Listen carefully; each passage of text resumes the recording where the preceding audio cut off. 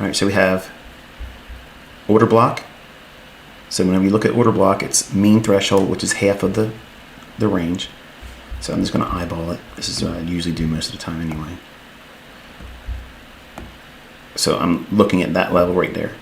Okay, that level plus we have a volume imbalance.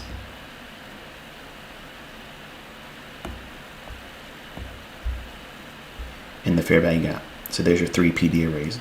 We don't want to see any closing body below mean threshold. As long as it doesn't do that, we look for 4119, 4119.50. Not for a trade, because we're too far in the premium now. We're too far up near the target. So because we're in a change of the session. Now folks, listen, this is one of those things that you want to be writing down. We don't use this as an entry. This would be the idea that assuming that we're long. We're watching and managing the position. We want to see, does the price continuously give us the signatures that we would look for delivering price in our direction.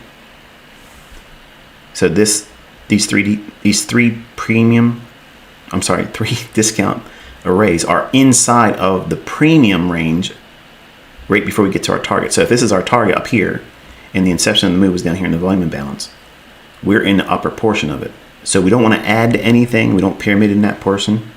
So we have to just manage the trade idea. And now we have 1, 2, and the fair value gap here that's already traded into. Now we're in the volume imbalance. And then the mean threshold of the order block, that has to be supported to price. If it trades and closes a body below that, that's problematic. Then you have to take something off the trade, reduce the leverage that you have open. And that's the only time I give permission to a student to take something off when the trade's moving against you while still being in profits. In other words, you're having open profits erode as it's going down in here. But just like I was teaching a little while ago about when you want to kill the trade or abort it, when it no longer makes sense, you're closing the trade before it hits your stop, but you're closing the trade while it's taking more from you. But you're limiting how much it is. Well, in this case, it's taking open profits that's unrealized while it's retracing against you if you're hypothetically long back here or in here. So you can't look at it as, well, I can't take a partial off now because I'm doing it when it's going against me. But you have to do that if it closes below the mean threshold of this order block, because it might be indicating to you what? It's going to come back on your stop, which may be trailed. It may not be trailed. Regardless, you want to reduce the leverage and reduce the exposure to risk, because it's indicating that we are possibly either consolidating or retracing, and it's Friday, and we're transitioning from the morning session into what? The lunch hour, where stops usually get rolled against.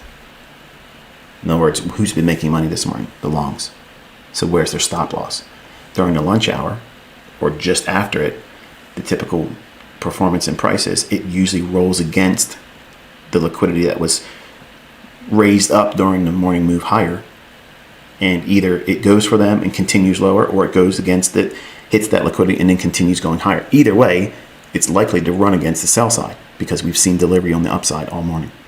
Does that make sense? The fact that we don't want to be buying up here in a premium relative to our target, we're using discount arrays to filter out the willingness of price. Does it want to go higher? Does it keep giving us indications that it wants to go higher? I use 3 PD arrays to do that. The most immediate PD array relative to market price, which is right now where we are ahead, right here, the volume imbalance, the fair value gap, and the mean threshold of that down close candle, which is the order block. That's the last line of defense. So far, we're seeing short-term support offered by the volume imbalance.